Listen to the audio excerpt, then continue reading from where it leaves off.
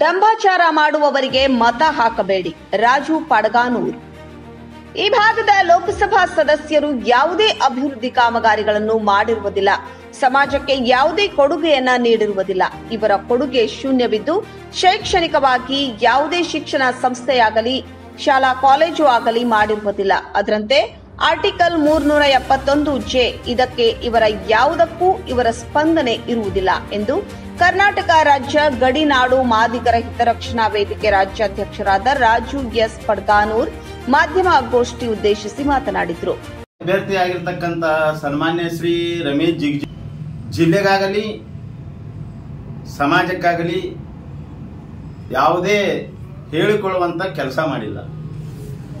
ಇದು ಚುನಾವಣೆ ಬಂದಕ್ಕಾರ ಇದೊಂದು ಏಷಗಾರ ಆಟ ಹಾಕೊಂಡು ಬರ್ತಾರೋ. ಜಿಗಜಿಣಗಿ ಸರ್ ಏನ್ ಮಾಡ್ತಾರ, ಈ ಒಂದು ಚುನಾವಣೆ ಬಂದ ಸಂದರ್ಭದೊಳಗೆ ಹಗಲು ವೇಷ ಹಾಕೊಂಡು ಬಂದ್ಬಿಡ್ತಾರ. ಇದು ಕಳೆದ ಲೋಕಸಭಾ ಚುನಾವಣೆಯಲ್ಲಿ ಅವ್ರಿಗೆ ನಾನು ಅವ್ರ ವಿರುದ್ಧ ಸ್ಪರ್ಧೆ ಮಾಡ್ಬೇಕಂತೇಳಿ ಇಚ್ಛಾಪಟ್ಟಿದ್ದೆ. ನನಗೆ ಅವರು ತೋಟಕ್ಕೆ ಕರೆಸಿ ಏನ್ ಹೇಳಿದ್ರು, ತಮ್ಮ ಎಲ್ಲಾ ಈ ಸಾರಿ ಅಭಿವೃದ್ಧಿ ಮಾಡ್ತೀನಿ, ಈ ಜಿಲ್ಲಾ ಸಮಾಜನ ಉದ್ಧಾರ ಮಾಡ್ತೀನಿ ಅಂತ ಹೇಳಿದ್ರು. ಹೊಳ್ಳಿ ಅದ್ರ ಬಗ್ಗೆ ಅವರು ಒಂದು ಶಬ್ದ ಎತ್ತಲಿಲ್ಲ. ಮತ್ತ ಪ್ರತಿಯೊಂದು ಇನ್ನ ಹಲವಾರು ಖಾತೆಗಳ ಕೇಂದ್ರದೊಳಗೆ ನೀವು ನೈರ್ಮಲ್ಯೀಕರಣ ಮಂತ್ರಿಗಳಾದ್ರಿ, ನಿಮ್ಮ ಊರಾಗೆ ನೀವು ಶೌಚಾಲಯಗಳನ್ನ ಕಟ್ಟಲಿಲ್ಲ. ಇದು ತುಂಬಾ ದುರದೃಷ್ಟಕರವಾದಂತ ಸಂಗತಿ. ಅದು ಈ ಇಲೆಕ್ಷನ್ ಬಂದಾಕರ ನೀವು ರಾಷ್ಟ್ರ ಒಬ್ಬರು ನಾಯಕರು ಹೆಸರು ಹೇಳ ವಿಶ್ರಾಂತಿ ಪಡೀರಿ, ಇದೊಂದು ನಿಮ್ಗೆ ಅವಕಾಶ ಅದ.